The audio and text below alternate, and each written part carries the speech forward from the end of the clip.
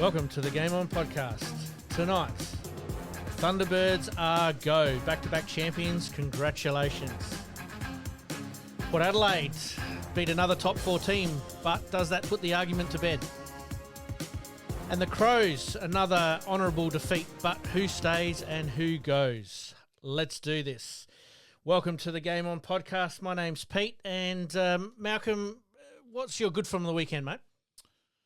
Surviving, Pete. Okay. Yeah, another interstate trip, so a couple and I was going to ask you about that. Yeah, so it's in Melbourne on the weekend. But Friday lunch, we had Adelaide Uni Footy Club and had Andrew Pridham as guest speaker. So it was a privilege to be involved interviewing Andrew. It was, he's a fascinating guy. And then Peter Malinauskas, who was brilliantly, and I can't emphasise that enough, interviewed by Clinton Rawle. And look, Mally played for Uni. It was for fun.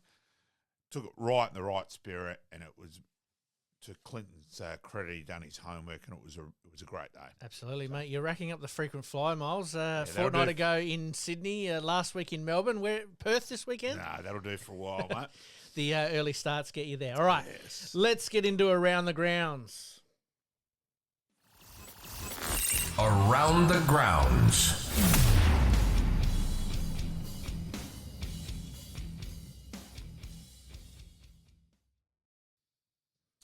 All right, on the agenda tonight, we've got the SANFL, the Netball we're going to talk about in a little bit more depth, and the Olympics. But let's start off with the AFL. Always a tough test for Adelaide going down to Geelong.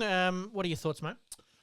Yeah, while it's obviously a lot better effort than the week before, and yeah, it's a good honourable loss, but my bit with Adelaide, that is consistently how many times they hit the front in the last quarter and go back into their shell.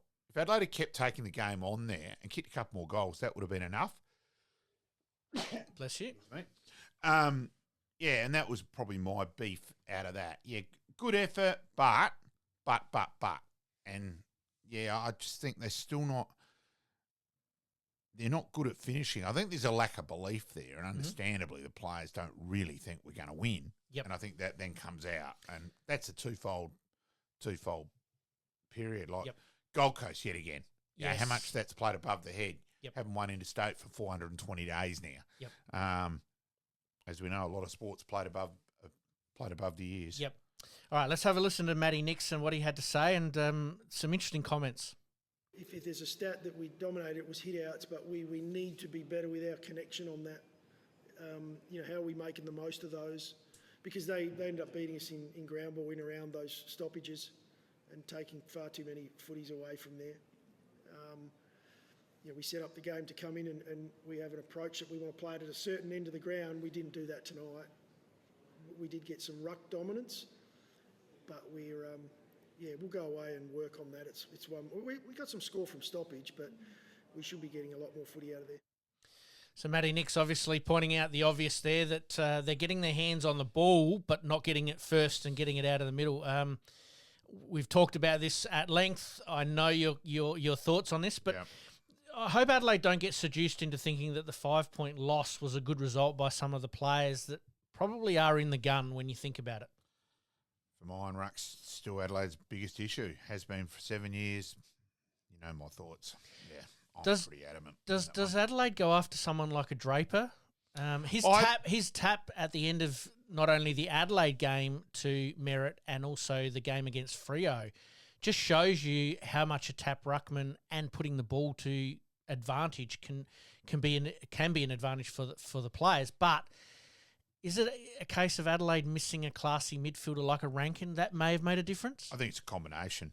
I can certainly assure you that Riley O'Brien, not easy to ruck to, and that's enough comment by players and that, because it's just there's no finesse, there's no touch and feel. It's just a hit. Yep. Look, he gives 100%, but like Lockie Murphy, enough said. Yep. And with that, if I'd been Adelaide, I would have made 1,000,000 miles an hour play for Lloyd Meek at the start of this year. I was open about that, and yeah, I just can't get over it. So you can sit and say, Nix and the coaching, but we're about list management. That yet again, ruck's still a major issue. 7 years since Shaw's Jacobs in the 2017 grand final. Who's out there? That's the question. Because Meek was the obvious one for mine in the off season. Yep. And look, there's not many. It's not look. Goldstein would have improved Adelaide. Yep. Um, Did Adelaide miss a beat with, say, Jordan Sweet? I Port think Adelaide. so. Port Adelaide got the better of that deal. Definitely. You know, he dominated at VFL level for a fair while. For mine, I would have had him, and Port were going for Soldo, so I think you could have said, "Hey, you come here, your number one ruck spot's up for grabs." Mm-hmm. Yeah, I definitely think Adelaide missed the boat. He's made the call at Port Adelaide, and it's been a good going one well. so far. No, exactly good on right. Adelaide obviously losing by 5 points there down at Geelong. Where do you see Geelong at the moment? Because just recently, or actually today, the announcement has come through that Hawkins is going to retire. That probably puts one of my questions a little bit later to bed, is how do you fit him back in? But that's now been answered. Yeah. Where are Geelong? Because they are a proven finals team who, when the going gets tough, they're generally around the mark.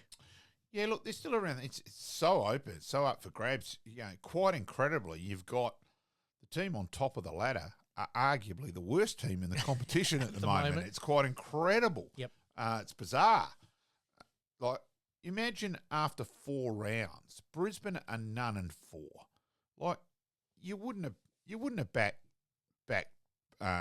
Brisbane to finish minor premiers with any wallet, and pretty incredible that at the moment, I think they will finish minor premiers. It's absolutely crazy to think.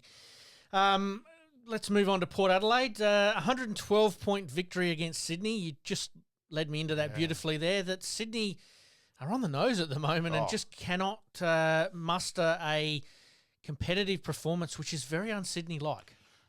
Being at the Western Bulldogs game, I thought they were horrendous. And you're just there watching as a neutral, and you probably take things in more when you're not emotionally invested in a game. Yeah. And I'm watching it, I'm thinking, if anything that gobbles you up in the AFL footy, it's the pace of the game. And Parker looks like the game's gone past him. Mills has come in and hasn't had the impact that they had hoped. Yep.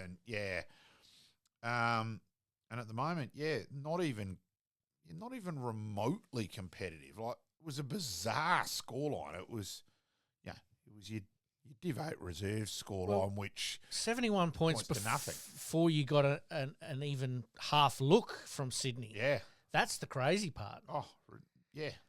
You just don't see results like that these days. Now, all right, as bad as Sydney is, let's give Port Adelaide the credit. I think they were switched on, ready and raring, knowing that they had a great opportunity to back up from beating Carlton the week before, knowing that Sydney are probably only one good game away from actually turning things around a little bit, and they never gave them any breathing room whatsoever.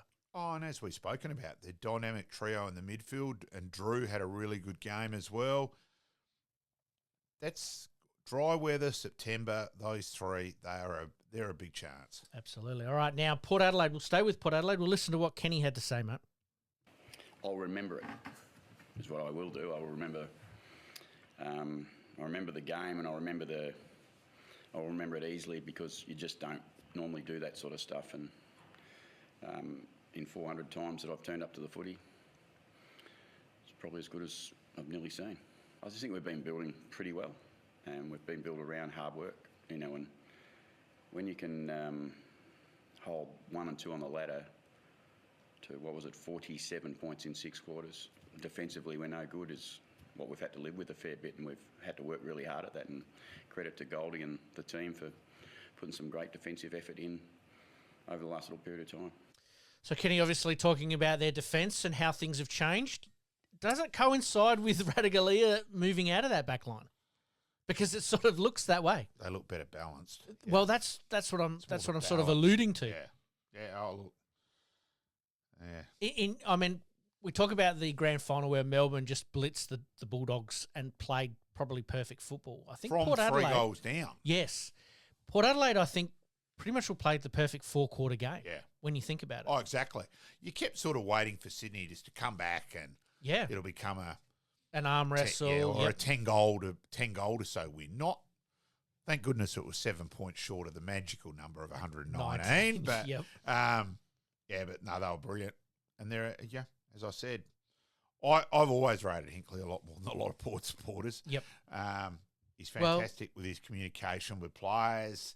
Look, you can argue with him not having the headphones on that he's not making the moves tactically, but there's other areas he's very good at. Mm-hmm. And, I think they're in with a chance. Has he almost become the English soccer style manager? Is that... Yeah, it's not. It's a fair point. Yeah. And look, David Parkin was that. David Parkin gave a hell of a lot of responsibilities to his assistant coaches and really delegated a lot to the players as well.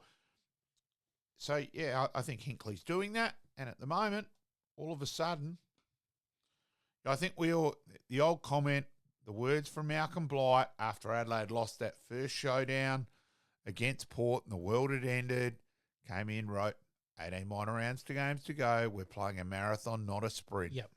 That says it all. Longest season we've ever had. It's going to end up at around about 30-odd weeks. Yeah. It is a bit of a marathon. Did Sydney show their hand a little bit too early? I just think not so much show their hand, but you had Goulden and that their disposal. You kept thinking, right, Sydney are going to be just so hard to beat because of their elite kick. And all of a sudden, Goulden's missing targets by miles, where he was lacing guys who were like 2 millimetres apart. And that's just using him as an example. Yeah. But they do have some injuries that upset their balance. They do, and they had very few injuries early, Sydney. Yeah. They kept playing virtually the same side. Yep. And, now a few injuries. Papley's obviously very important. So stability is the key in getting your timing right. And we didn't add that as part of Ken's interview, but he did talk about it a little bit later, that they're managing their players that little bit better this time round and they're timing their run. I don't think Sydney can come back. I think it's only happened once before, a team to lose by 100 points. They're going to have to create history. Flag and things like that. Yep. You went in thinking that's a really important game for Sydney. They've got to come back. They've got to rebound.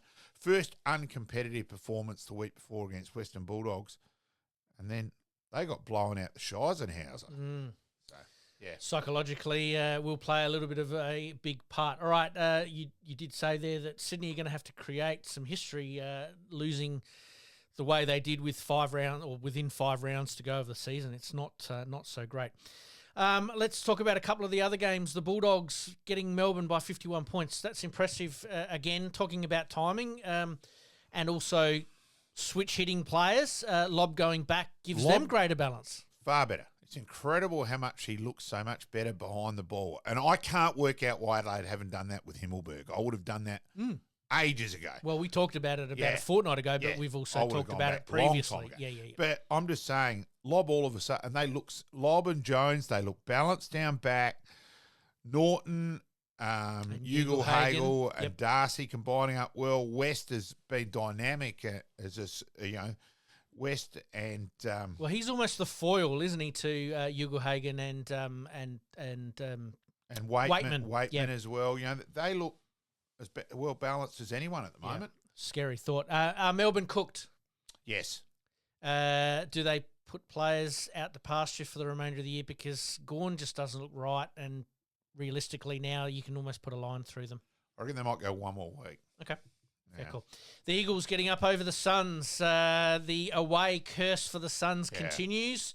Good for West Coast to get a win. First win for Jared Schofield. Yeah, look, congrats to him. I did see that game on Friday night.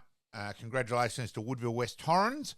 Trevor Jarrett, Steve Jedge and the boys. I did go and have a look at that, caught up with them, went out with them afterwards. We'll talk about that a bit later. Yeah, and so I watched that game. Yep. There on Friday night. Yep. And I thought basically, I think they're home, and then they just, again, didn't made a few errors. It was similar to the Adelaide game. Mm-hmm. Just upstairs, just didn't finish the plays. So realistically, did we see the Suns making the finals? I thought they might have a little bit of a bounce under Dimmer, but he's only had his feet in the chair or his bum in the seat, so to speak, for less than 12 months. With that list, they should be playing finals. Are they a little bit like GWS? Can achieve but have underachieved a little bit? I think so. Yeah. North Melbourne getting up over Richmond. Richmond have definitely put the cue in the rack. They've got some list decisions to make, and Well, they have had Tasmania coming in sort of fastens those decisions a little bit more, doesn't it? At least I got one right. Dustin Martin announcing his retirement today. I've said all year that he was going to give it away, Yep. and that no, the Gold Coast wasn't going to Wasn't the happen, option, and yep. that he was going to retire. Yep. So look, congratulations to one of the all-time greats. Same Well, thing. we've lost Yeah. two of the all-time greats Yeah. today in Dustin Martin and Hawkins. Yeah, but hey, three-time Norm Smith winner, the only player in history to do it. Mhm. Yeah, Mr. September in a lot of ways. You Yep. know, like the dominator for Carlton. You know, Kevin Bartlett. Yes. Except Royce Hart, the guys who just dominate. Andrew McLeod dominate when it counted. Yep. Dustin's up. Absolutely. Yeah. Probably one of the games that are around, not so much for me, but Collingwood getting up over Carlton by 3 points just to keep their season alive for one more week.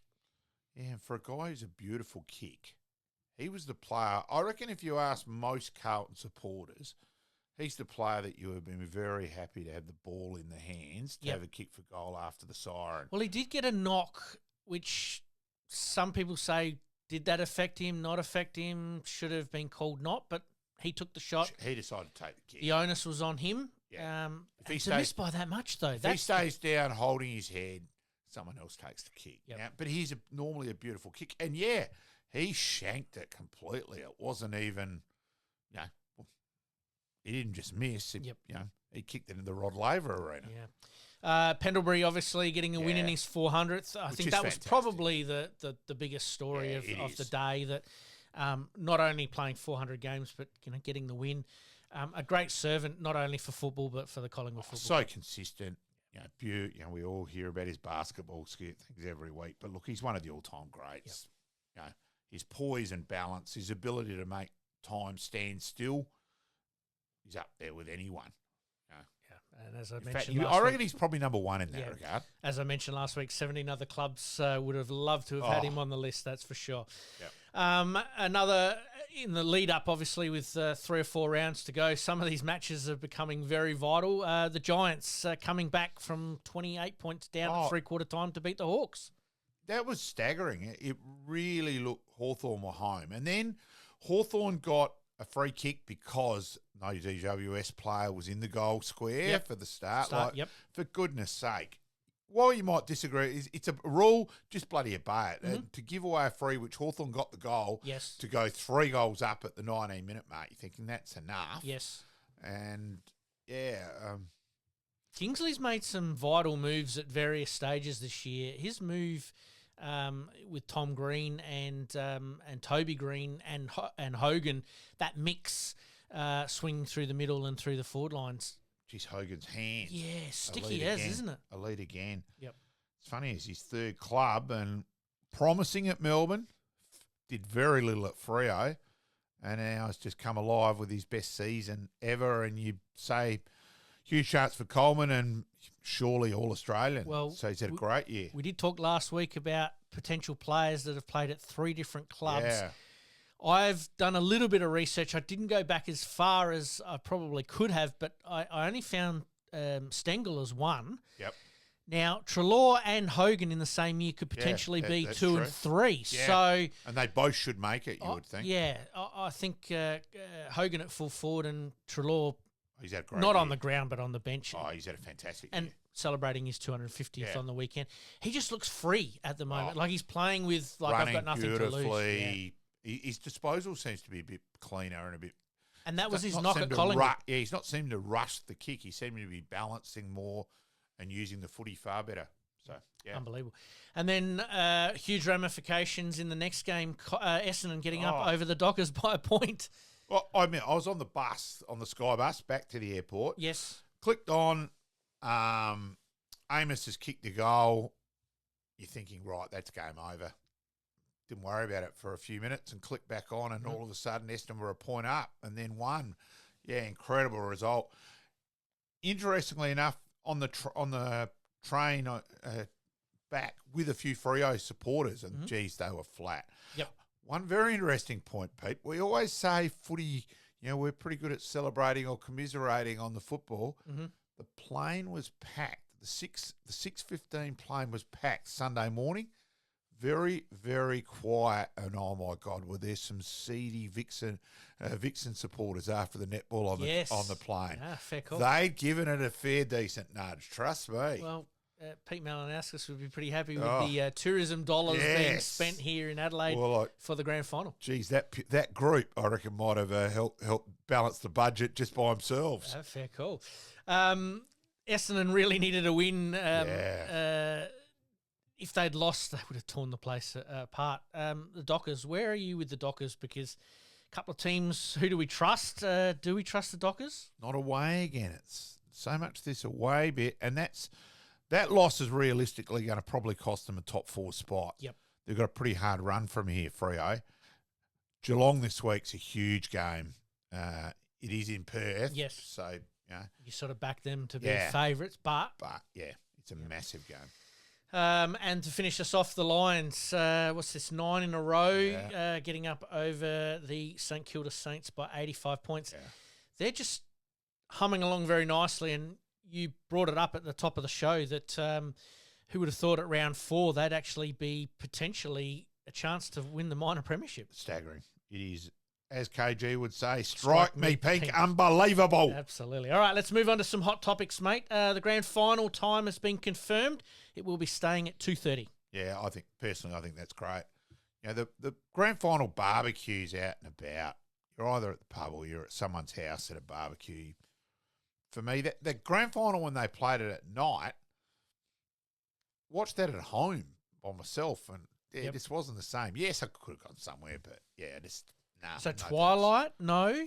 Personally, I'm a day grand final fan, but anyway, it is what it is. It's an event. Yep. And really, the earlier you start it, the longer it goes. So that may be where it goes. All right, Nathan Buckley was sounded out by West Coast, but has said not quite ready to put his feet under the desk as a head coach. I don't think it's a plum job. I reckon the prospective people are looking at that West Coast list and going, you think Buckley's going, right, I've got one more chance. That's it.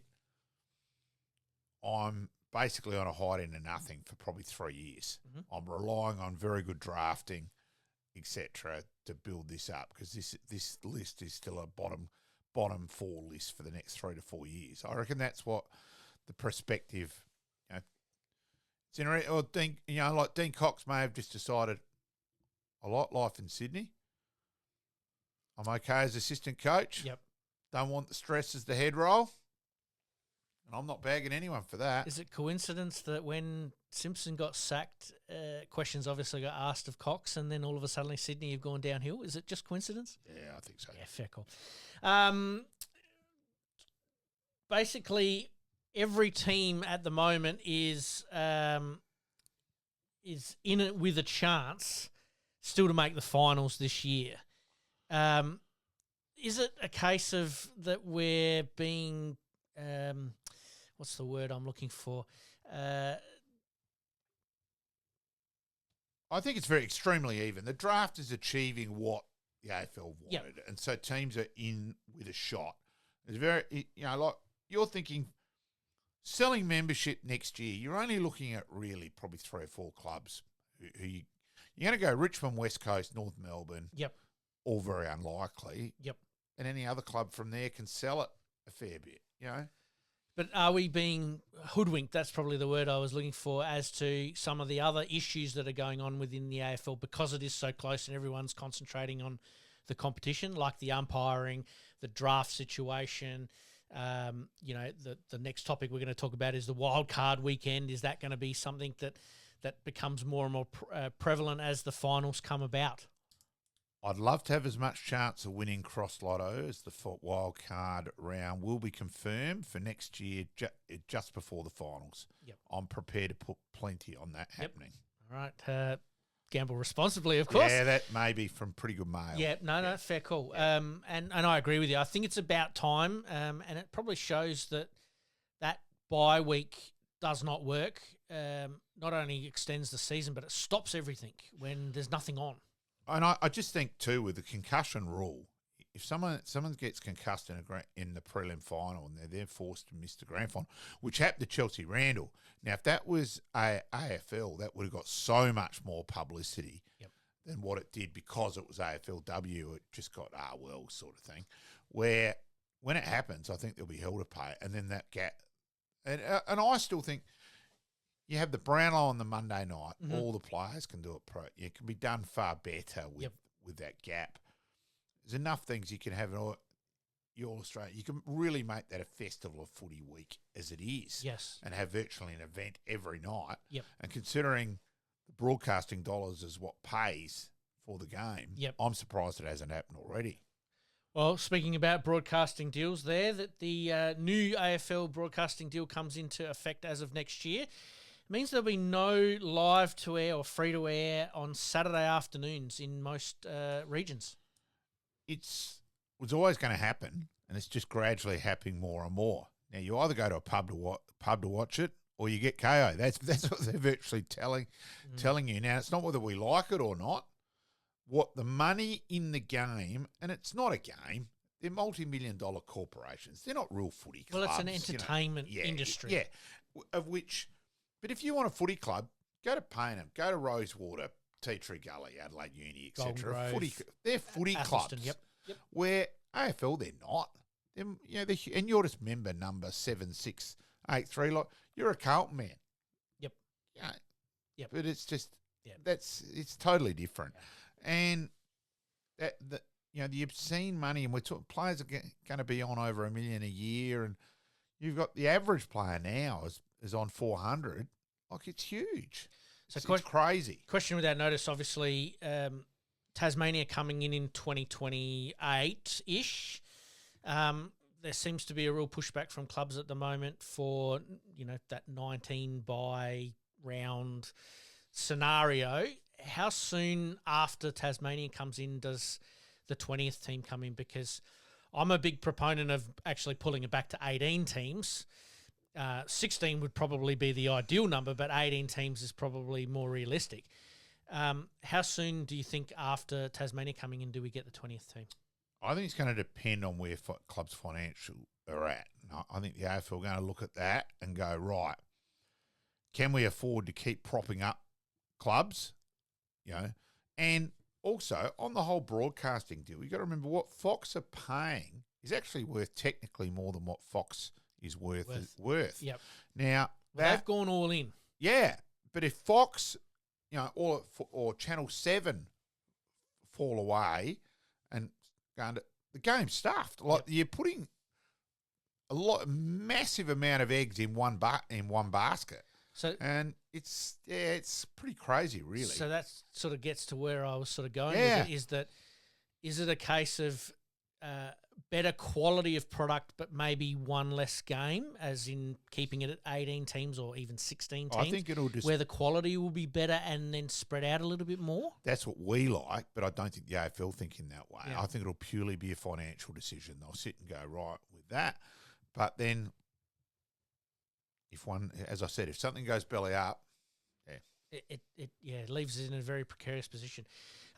Maybe I'm being pretty careful on what I'm saying. No. I understand what you're saying. I've been told. Yeah, I understand what you're saying, but it's a case of quality over quantity, and we all want to see more football. Don't get me wrong; I want to see as much football as possible. But is it a case of we are diluting the product a little bit? That's what I'm probably alluding to more than anything. Yeah. I couldn't agree more. Yeah. All right. Retro Guernseys back on the agenda. Are you a fan? Yes or no? And clubs should be doing it, or should it be a dedicated round? I don't mind it. I don't think it's anything in hand. Look, because the obvious argument that comes about every year that we talk about retro round is Port Adelaide's Prison Bar or Doc Guernseys. Yeah, I'm sick of that argument. If they're only using it once a year against Adelaide, then I don't think it's a big do deal. It. On term of a dedicated round, Rick Neagle and Tom Harley had a fair bit to do with the AFL at trying to get a disability round up and running. Now, how that didn't get up and get passed, which for mine should have been a no-brainer, is mystifying. Yep. Yeah. Well, the AFL have got a lot on their plate at the moment. That's probably not one that... But it's a simple thing, though. Of rounds which got passed compared to that not being passed is inexplicable, in my opinion. Yeah. Well, we do have, 24-round season, Yeah. so you surely could fit it in somewhere. I would've thought so. Anyway, Essendon do not have, or the only club not to have a player ranked in the elite in the Champions data stats. Is this a concern for them? Probably it's an interesting one. It's probably more so the lack of consistency of it, like a Jake Stringer. I admit I'm probably a little bit mystified how Merritt's not ranked elite is probably a surprise there. Look, Mackay's helped them defensively and added there overall, even though he has some. Well, he's had some clangers And fades. Yep. Stats are so much you can go. Like people try to defend we've already spoken about Riley O'Brien and the number of ruck hits he get, but so few go to a decent, proper advantage. And I disagree with the way the stats are kept. If a ruckman gets a tap and you just get it to you and you boot the ball forward, Adelaide push their half forward up. It goes to a half back. Yep. And then now that's counted as a ruck tap to advantage where it's bullshit. No, it's not. Yep. It's coming back the other way and with far more precision. Yep. It's crap. Yep. All right, let's get on to round 22. We're getting to the business end now, mate. Let's run through these tips pretty quickly. Sydney v Collingwood. Can't tip Sydney at the moment. Collingwood. Keeps them alive, doesn't it? I think Sydney are going to respond. I think they're going to have to. We're waiting for that. We have, yeah. The Lions v the Giants. This one is tantalising. In Brisbane. It's at the Gabba, yep. Yeah, I'll go the Lions. Yep. North Melbourne v the Eagles. Down at Blundstone Arena. North Melbourne. North Melbourne as well for me. The Dockers v the Cats. You did mention this is I'll go the Dockers because it's in Perth. Yep. Essendon v the Suns. Essendon. Is that Marvel? Yeah, I'll go Essendon. You can't tip. As soon as Gold Coast head to the airport, you can't tip them. Yeah. Look, I'm going to go against the trend here. Now that the shackles are off, they're not going to make finals. They're going to win. So I agree. It's hard to tip them. Melbourne v Port Adelaide. Port Adelaide. Port Adelaide for me. Richmond v St Kilda at Marvel. I'll go St Kilda. I'll go St Kilda there as well. Adelaide v the Bulldogs. Bulldogs. And to finish us off, Carlton v Hawthorn. Now we're going to play a little bit of a flashback to a game back in 2009 a little bit later on the episode. But who's your tip in this one, mate? If Hawthorn for mine are now very unlikely, I'll go Carlton. But it's a toss the coin. Yep. If Hawthorn had held on, I reckon they make the 8 from that game. They dropped one last week that probably would have guaranteed them an top 8 spot. But Carlton have only got a couple of little things to tinker with to get it right. And again, it's about timing, and I think they're just timing. Fine line between pleasure and pain from those couple of games on the weekend. Absolutely. All right, mate. Coming up after the break, we've got the SANFL wheelchair grand final. Congratulations there to Woodville West Torrens. We're going to talk a little bit more about the netball and the tennis. Australia with doubles glory. You're listening to the Game On podcast. We'll be right back after this short break.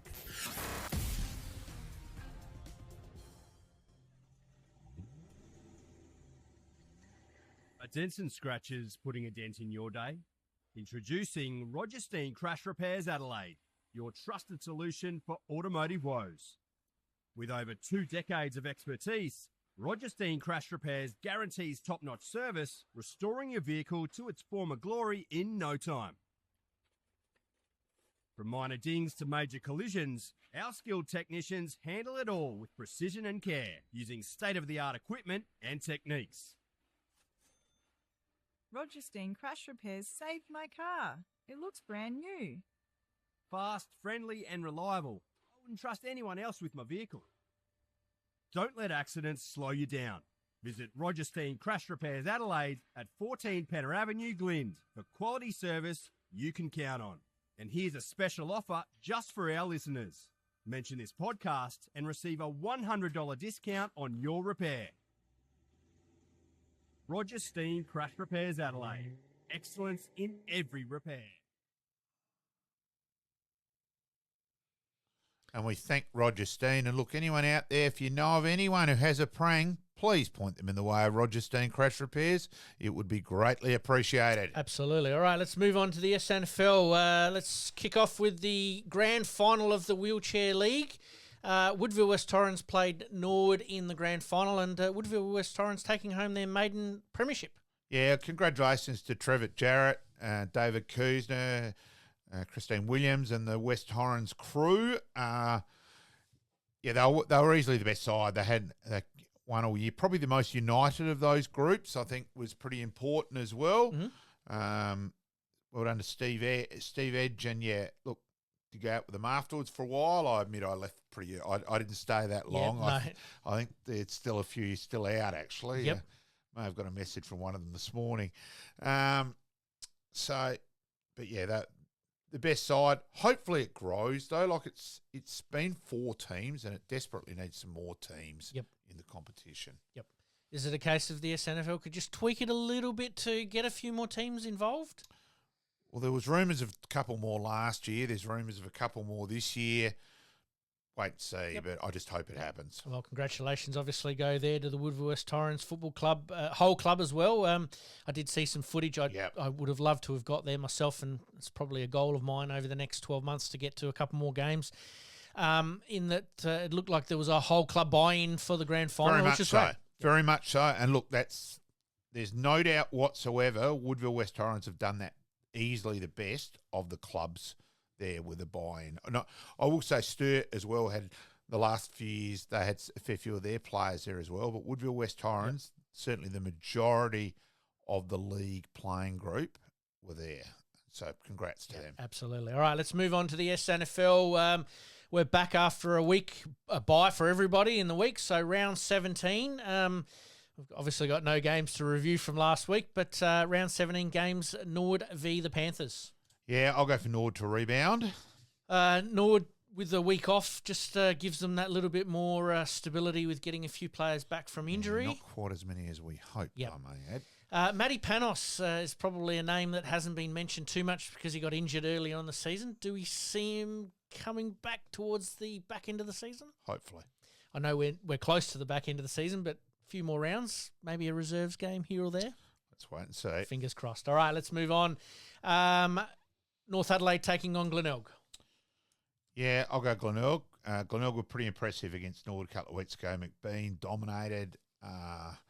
We're talking about the AFL with their timing and run. I think Glenelg are in that boat now, aren't they? Yep, they're going to finish top for mine. That game last week means they'll finish top 3, and I still think they're probably the team to beat. Yep, fair enough.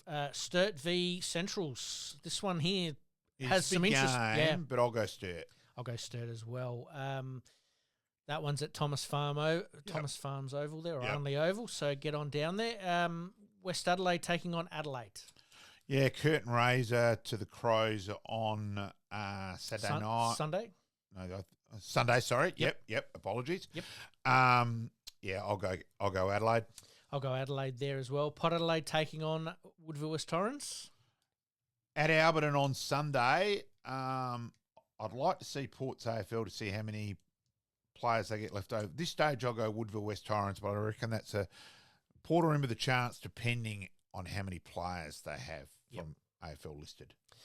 That's really where it gets down to Adelaide and Port Adelaide at the moment, but I see Adelaide winning, but I see Port Adelaide probably just getting the chocolates there. Geez, if Adelaide win and the Roosters lose and Woodville West Torrens obviously losing to Port Adelaide, that means Adelaide probably are going to take that 5th spot. Yeah, and I think they're dangerous if they make it. Yep. Depending how much they want to, too, by the way. Absolutely. All right. As a club, I'm referring in that way. Yep. Let's move on. Huge performance in the netball. We led with it. Thunderbirds are go. Congratulations, obviously, winning on back-to-back. They didn't have it all their own way, though. No, it was a lot more fought. Like the second semi, the game was over. A little bit like the Port Sydney game. Game was over pretty early, but this one was more of an arm wrestle. And the tactic from the Vixens was to the longer shots, the extra points to try and counteract that. And I thought it worked quite well. It did. And so good on that the Vixens tried something. They just didn't go right with the same plan. Right, that game plan didn't work. We're going to try something different. So good on them. And, very nearly got the chocolates, and that's where the 2-point play in netball, I think, is a great Innovation. innovation for the game. Yep, absolutely. Huge win, obviously, 59-57. Can they make it 3 in a row? Oh, huge chance, because I don't think they'll lose too many again. They seem pretty united. Young South Australian talent coming through. We will follow that up. Really, I'm probably more personally, I'd like to know what people involved in netball think the flow-on effect will be for the game now here overall. Mm-hmm. So we'll chase that up this week. New stadium looks like it's going to be built with obviously all the amenities, and 28 million is going to be spent down at Keswick, I think it is. They're putting themselves in a good position to become a dominant force in not only South Australian sport, but obviously Australian sport in the netball side of things. And maybe netball making a sort of like fighting footy for players are probably going back the other way, where they'd lost a lot. I think they might be getting them back. So, with the seasons being where they are with the football, does it allow them maybe to play both? It does. I'm probably referring overall. I was just meaning numbers overall, and I think the amount of ACLs in footy that a lot of the girls now are going, it's a bit of a worry, and that sort of things. Yep.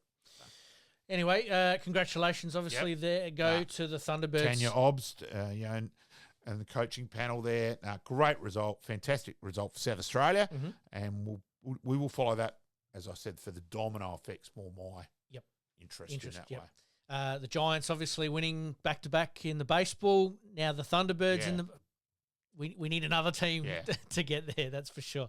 So congratulations go there. All right, let's go to the Olympics.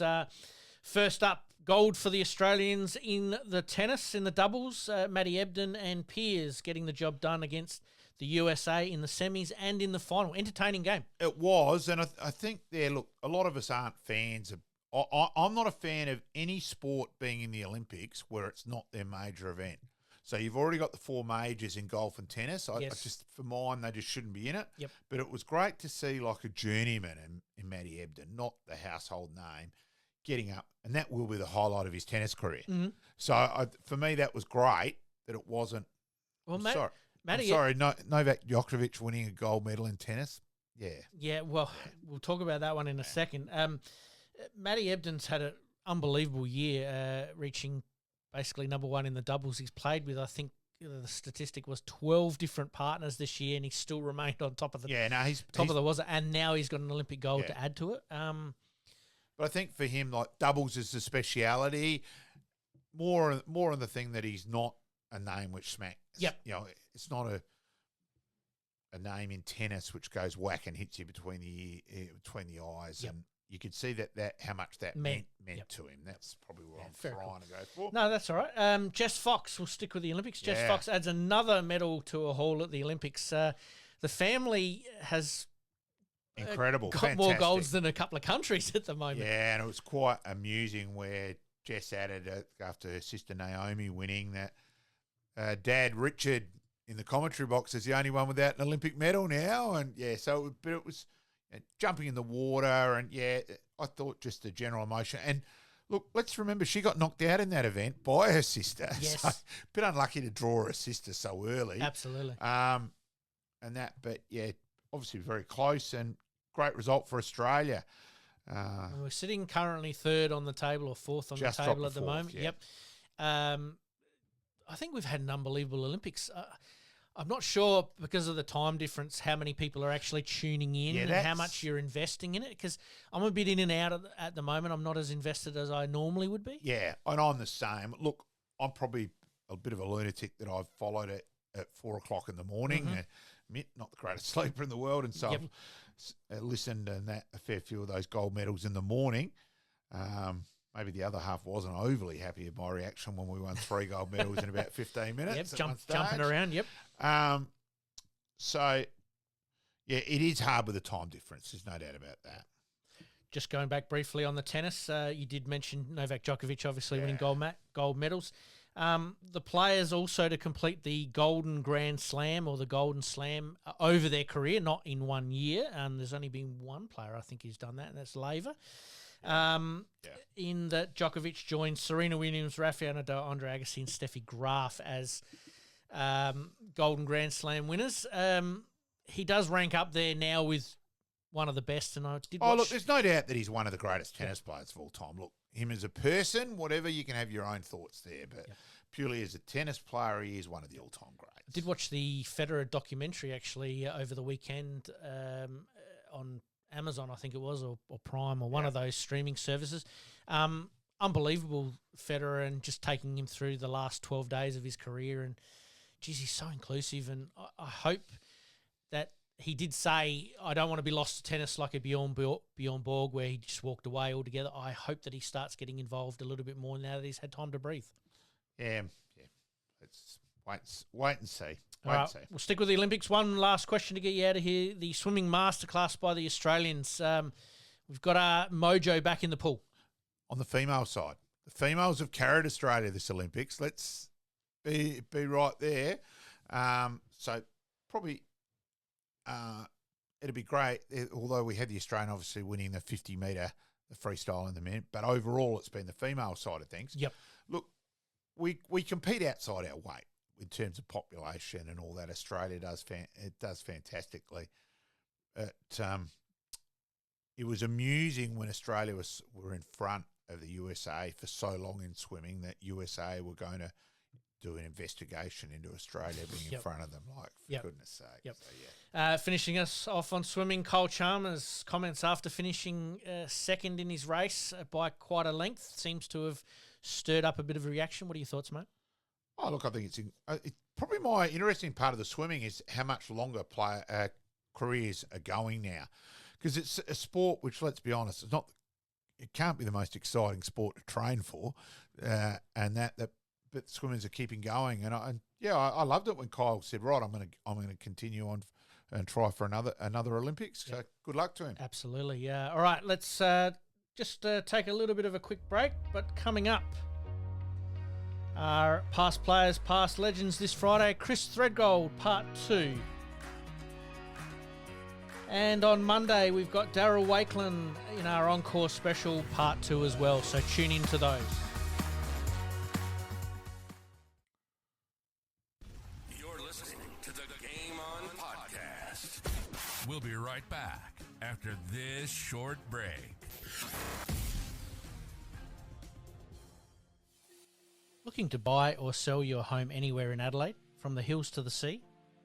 Meet Gary KRIEVS, your dedicated local agent from OUWENS CASSERLY Real Estate. With unparalleled knowledge of Adelaide's housing market and a commitment to exceptional service, Gary ensures a smooth and stress-free experience for all your real estate needs. Trust the expert, trust Gary KRIEVS at OUWENS CASSERLY Real Estate. Your next dream home awaits. Contact Gary today on 0422 071 317 or on email garyk@ocre.com.au. And for more listings, please visit owenscasserly.com.au. Make it happen.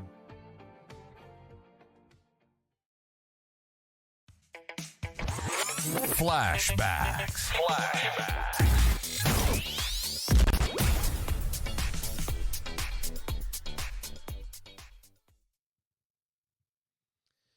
All right, mate, today we're going to do something a little bit different. Instead of happy days, leading up to the AFL finals, we're going to take a look at some classic matches over the journey for a couple of key matchups. And today we've got Hawthorn taking on Carlton at the MCG in round 6, 2009. Star forwards Brendan Favola and Jared Ruffhead kick 8 goals each in an incredible thriller between Hawthorn and Carlton back in 2009. Favola had the opportunity to win the game late, but dramatically hit the post.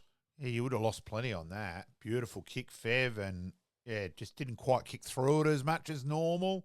You're probably still waiting for the umpire to pay the 50 against Buddy there. Yeah, that was a pretty inexplicable decision not to pay it.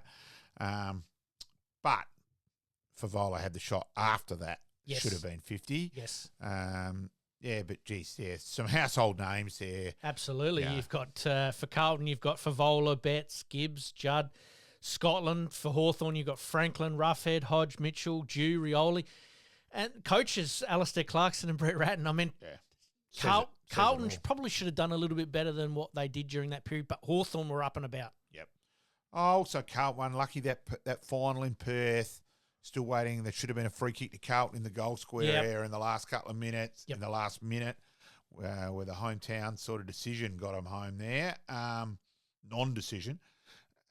So, yeah, a little unlucky. But, yeah, look, it's a great game. Some great, even that last 2 minutes, there's some pretty incredible footy play. All right, let's sit back and relax and enjoy the last 2 minutes. Scotland, critical fumble. He's got it now. Finds Gibbs. Got numbers around the contest. Kick towards half forward. That's where Hawthorn have got the numbers, but they muddle it up. Chance here for the Blues. Chance for Carazzo. He's well tackled. Hands it up. Sewell off to Mitchell. Renouf, Jew, and now Osborne. Hawthorn with an opportunity. High and long towards half forward. Rioli wasn't watching the footy. Joseph was held. Should get a free kick and does at half back to Carlton. It's got to be 50. That's got to be 50. It has to be 50, Rob. That has to be 50 against Franklin. I don't think the umpire's going to have the courage to pay. Well, he hasn't. How can that be? No, Chris, there's no doubt Buddy heard that call from the umpire. Of course he did. Of course he did, and the umpire wasn't strong enough to apply the rules as they should have been applied. Chance for Simpson. He kicks into the corridor. Chance for Armfield. He played on, but he slipped the tackle. Armfield, last roll of the dice here for the Blues. Favola's run out. Favola! It's Martin!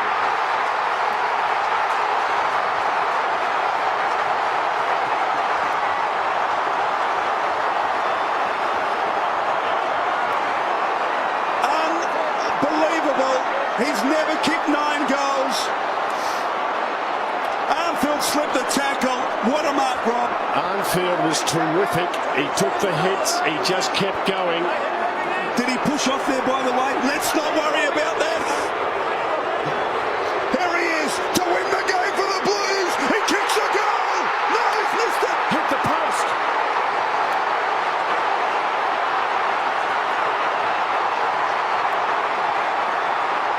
I don't think I've heard a bigger roar at the MCG than that.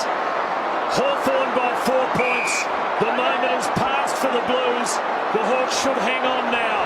Just seconds left, you would think. They'd need to make a calamitous error to let the Blues in. First season player, Brendan Whitecross. Play on call. Carlton have got to put him under pressure. Favola comes at him, but Whitecross gets out of it. Goes for distance. Franklin there. Bauer the spoil. Mitchell the crumb. Can Carlton make a steal? Buddy got it. Now Osborne. Backpedaling. Carlton pressing, but just cannot win the ball back. Franklin finessing. Worked around to Mitchell, who just kicks in hope. Rioli with brilliant skills. Brilliant Rioli. Hawthorn should hang on from here. It's a lovely kick, and Williams takes the mark. Siren went. It's all over. Brendan Favola can only ponder the one.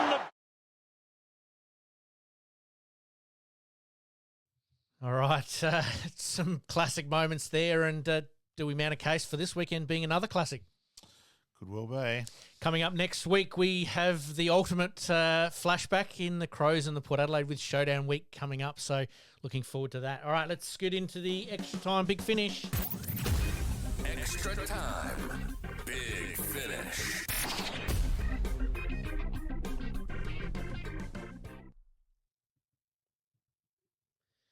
All right, let's kick off with cricket. Sad to hear the passing of Graham Thorpe. Yeah, tragic. Battled a fair few mental demons over time. Look, pretty hard to comment any more than that.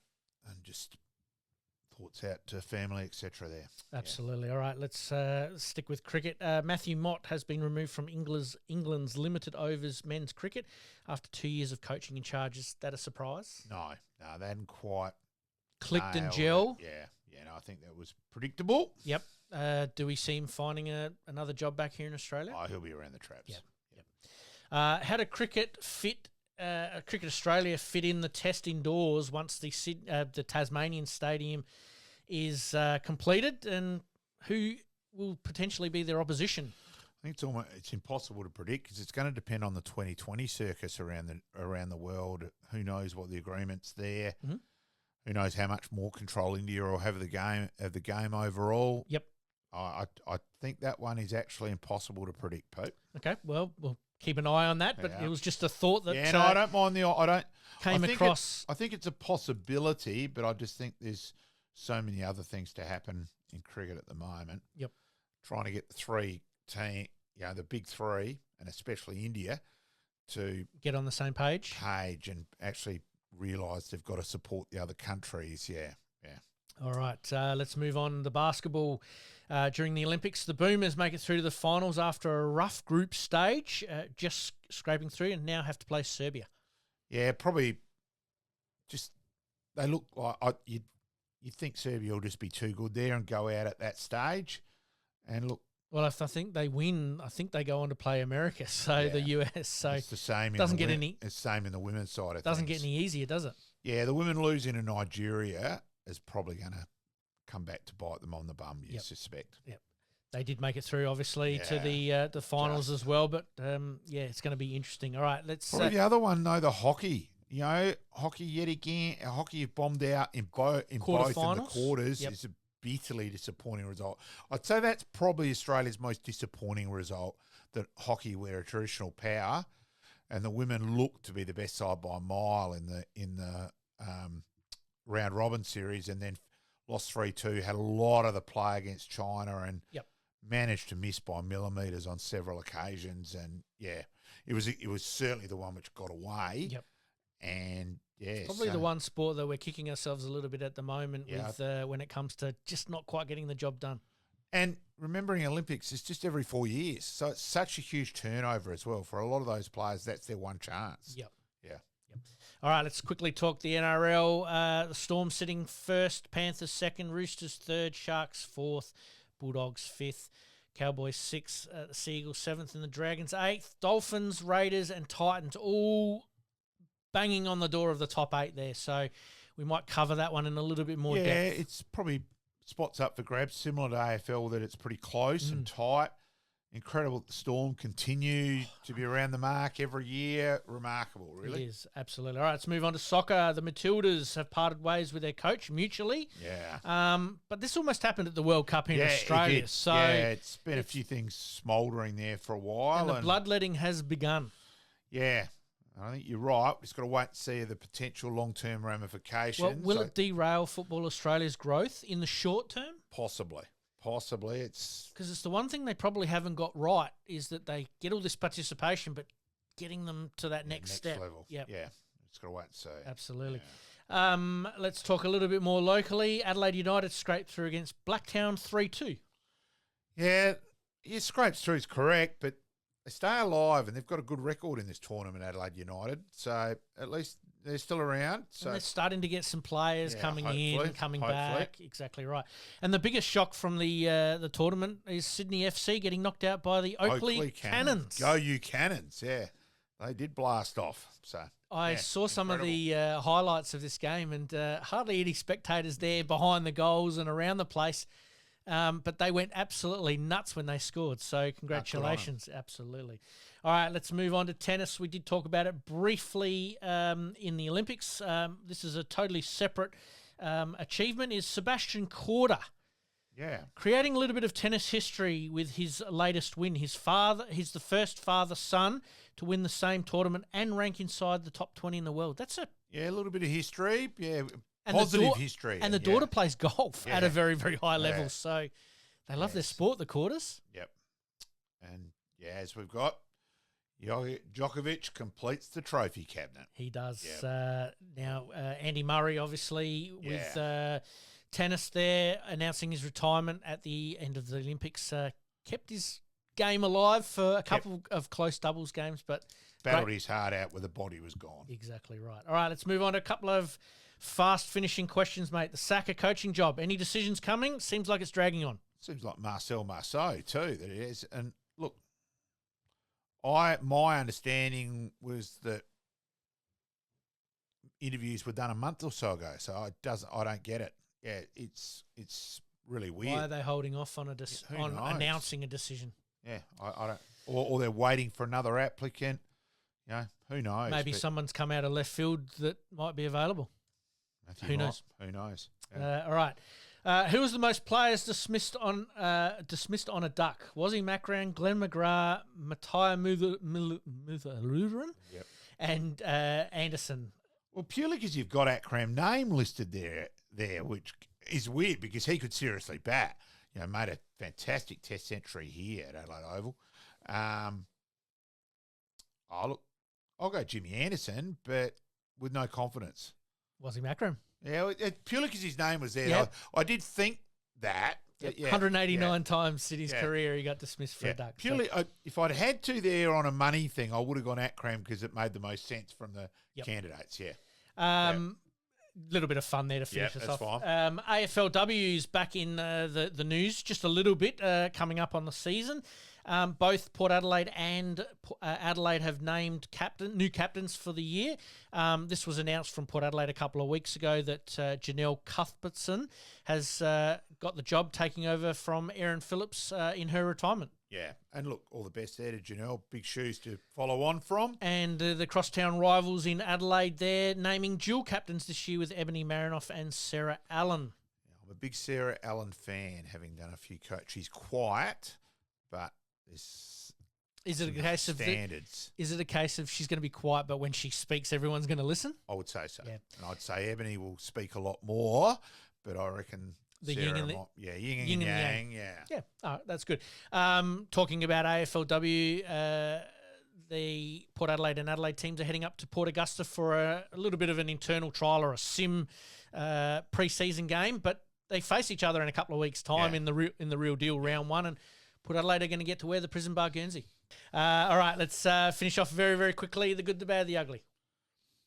Oh, look, you've got a list here. Tom Emmett, look, it's a controversial decision because one umpire paid holding the ball. I do think it was a sling tackle. And I'm a Tom Emmett fan. Coached him in Sapsaza. Yep. But for mine, it's, again, people out there go, oh, it's a perfect tackle. No, it's not. Litigation happening, and also the effects of concussion. Yep. The Danny Frawley, etc. there with the link there and all that. We do have to come down hard on it. And when you've got lawyers out there actively hunting play, the game's changing. Whether we like it or not, it's irrelevant. Yep. Game changes or it dies. Yep. All right, mate, we might finish it up on that one. Congratulations to the Thunderbirds winning back-to-back. That's my good for the week. My bad is probably that decision as like you, that one umpire's called holding the ball, one's called sling tackle. Unfortunately, the game is going to change, and it's going to change, obviously, for the safety and betterment of players. Exactly right. All right, mate, as per usual, it's been a huge episode. I thank you. I thank Chris Threadgold and Darryl Wakelin, who are coming up, obviously, in the next few episodes. Keep an eye out on that. If you haven't done anything yet, sign up to our Facebook channel, YouTube channel, any social media that you've got, and obviously like, rate, and subscribe. Thank you, mate, and we'll see you next week. And any more potential sponsors, thank you. And you get on board. Have a prang. Contact Roger Steen. Need a house? Need a house buying sold? or selling? Gary KRIEVS is the man. Absolutely. All right, mate. We'll see you next week. Thanks, folks. Thank you. In this crazy world we live in, we all need the distraction. Enjoying the show? Like, rate, and subscribe. Hook up and connect with us on social media at SportsCastSA. We'll see you next time on Game On.